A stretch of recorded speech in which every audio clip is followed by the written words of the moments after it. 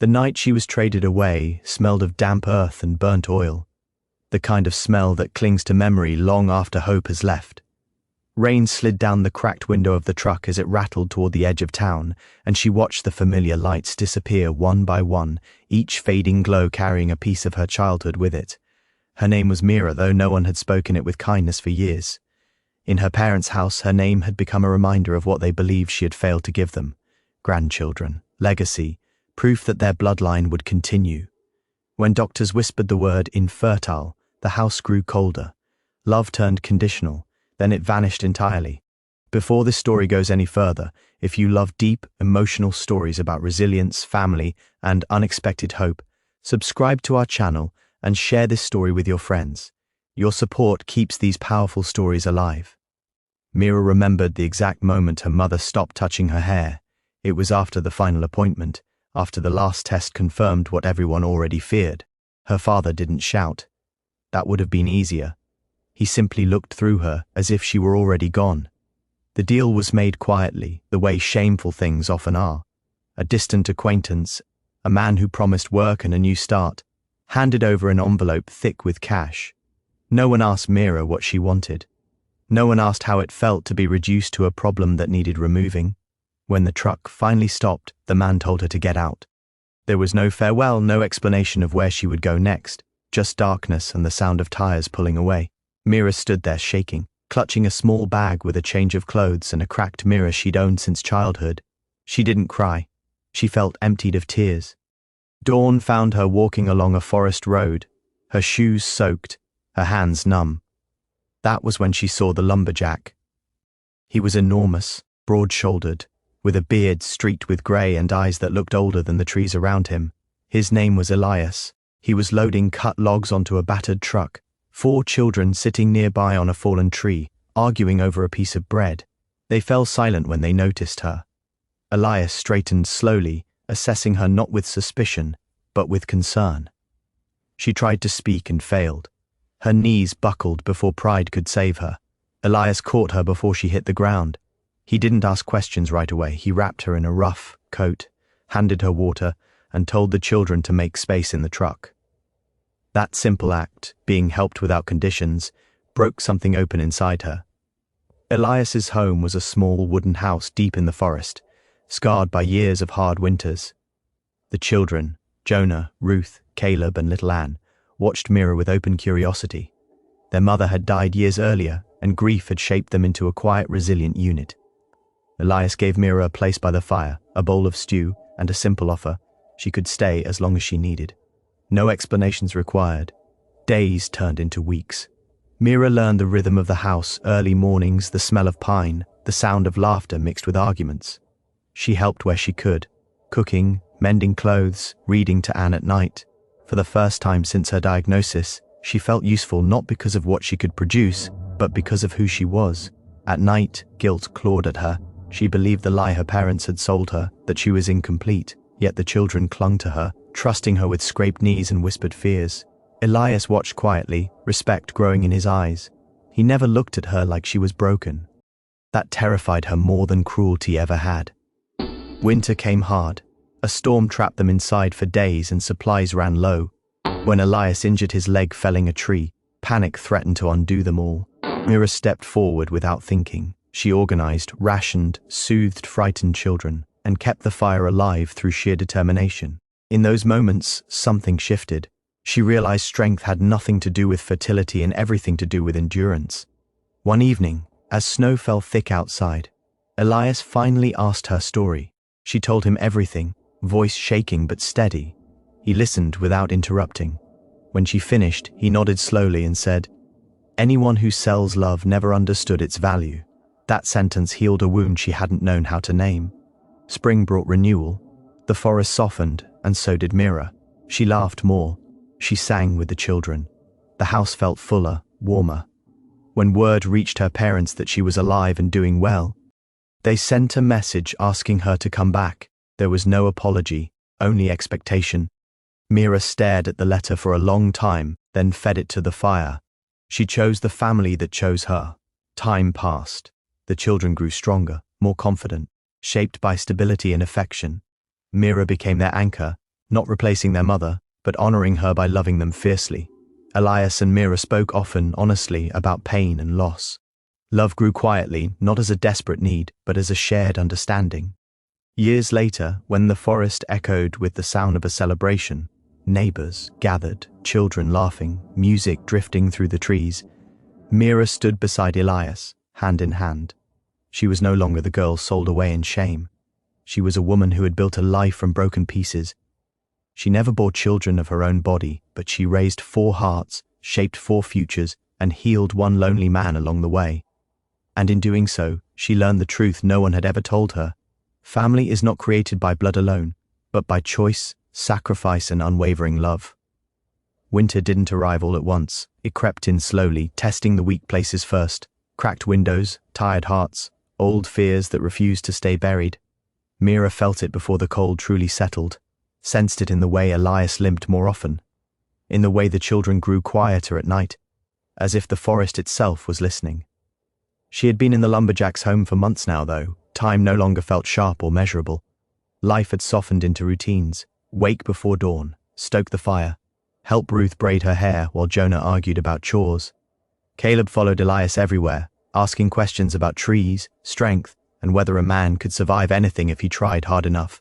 Little Anne slept curled against Mira's side most nights, fingers clutching her sleeve like a promise she was afraid to lose. Yet despite the warmth they shared, Mira carried a silent terror that she was temporary. She had been temporary her entire life, valuable only until she disappointed, loved only until she failed expectations. Every laugh in that house felt borrowed. Every smile felt like something she might be asked to return. Elias noticed the way she flinched when voices rose, even in harmless arguments. He noticed how she worked until exhaustion, as if usefulness were the price of belonging.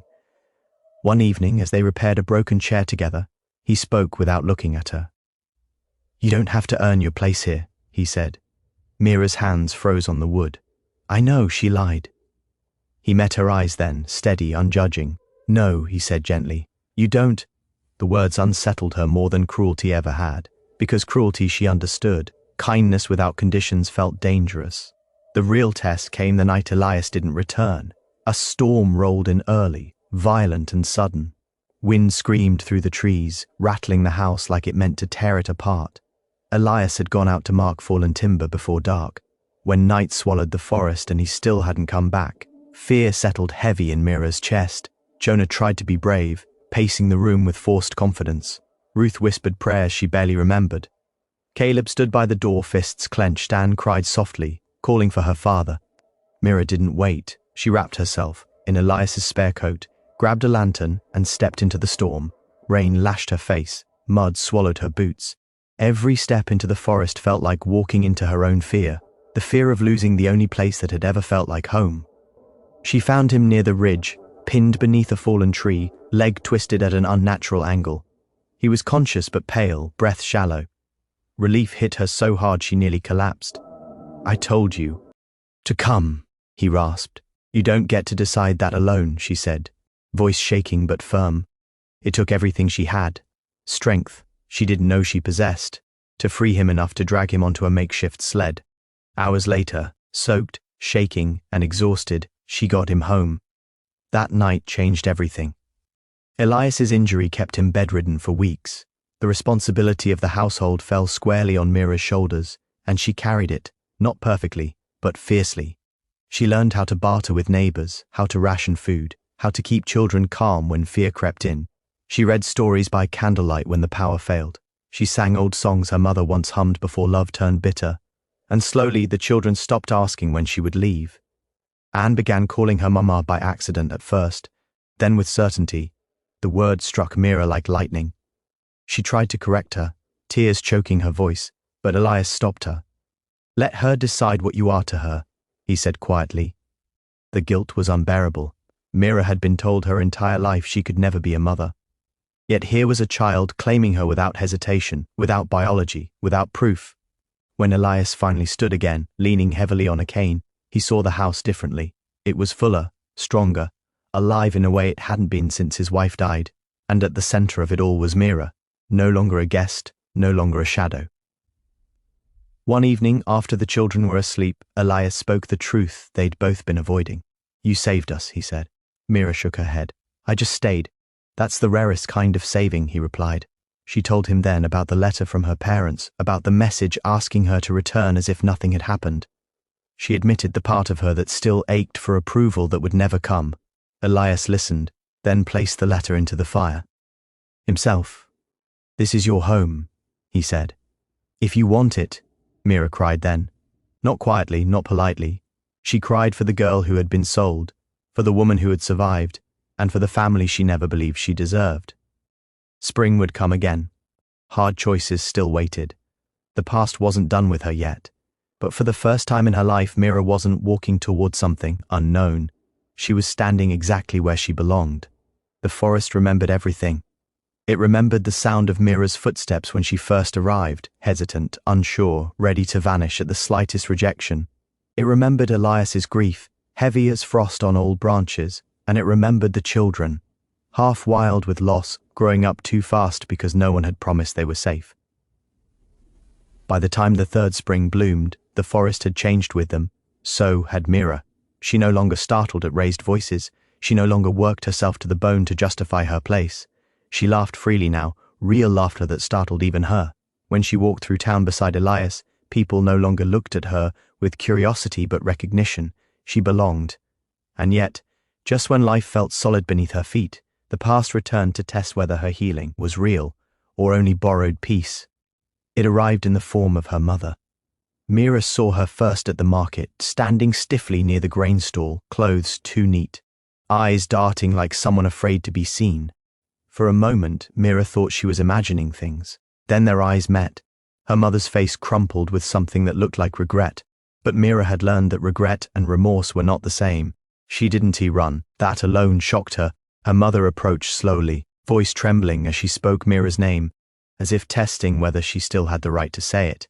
People around them pretended not to listen, though ever. Word hung heavy in the air. "We heard," her mother said, "about the children, about the man, about your life." Mira waited. Her mother swallowed. "Your father is ill. He keeps asking for you." There it was, not an apology, not accountability, a request wrapped in obligation. "I was sold," Mira said quietly, "not sent away, sold." Her mother flinched. "We were desperate." "So was I," Mira replied. "But I was disposable." Silence stretched between them, thick and final. Her mother reached out, then stopped, hand shaking. "You could come home," she said weakly. "There's still a place for you." Mira smiled sadly. "No," she said, "there isn't." She turned away, not in anger, not in triumph, but in clarity. The forest path back to Elias's home felt lighter with every step. That night, she told Elias everything. He didn't interrupt. He didn't offer empty comfort. When she finished, he took her hands, rough palms warm and steady. "You don't owe anyone your suffering," he said. "You already paid enough." The children sensed the shift before anyone explained. Jonah asked fewer questions but watched her closely. Ruth hugged her longer. Caleb grew protective in a quiet, determined way. Anne refused to sleep unless Mira promised she'd still be there in the morning. And Mira promised. The next blow came unexpectedly. A neighbor's careless rumor turned into a cruel whisper that Mira wasn't a real mother, that the children deserved someone whole. The words reached Ruth first. She came home shaking, eyes red with fury and fear. Mira felt the old wound tear open, infertile, broken, unfit. That night, Mira sat alone by the fire, staring into the flames, wondering if love could be taken away once people decided you weren't enough. Elias found her there. "They said things," she whispered, "things that are true." Elias knelt in front of her. "No," he said, "Fee. Lie. Things that are convenient." He called the children into the room. Jonah spoke first, voice steady. "You stayed when you didn't have to." Ruth followed, tears streaming. "You chose us." Caleb clenched his fists. "You fight for us." Anne crawled into her lap and pressed her forehead against Mira's chest. "You're my mama." Something inside Mira finally shattered, not in pain but release. She realized then that infertility had never been the absence of motherhood. It had been the absence of choice. And here she was chosen. The years that followed were not perfect. There were hardships, losses, arguments, moments of fear. Elias's health faltered at times. The forest demanded its price. Life remained honest and hard, but it was theirs. Jonah left first, chasing education beyond the trees. Ruth followed, determined to become a healer. Caleb stayed longest, learning the land, helping Elias. Anne grew up fearless, anchored by love instead of doubt. One evening, long after the children were grown, Elias stood beside Mira on the porch, watching the forest sway in the wind. "You know," he said softly, "this place wouldn't exist without you." Mira smiled. "Neither would I. They didn't need vows or ceremonies to define what they were. Their life together had already done that." When Mira eventually stood at her parents' graves years later, she felt no anger, only closure. She had become proof that what they believed was wrong.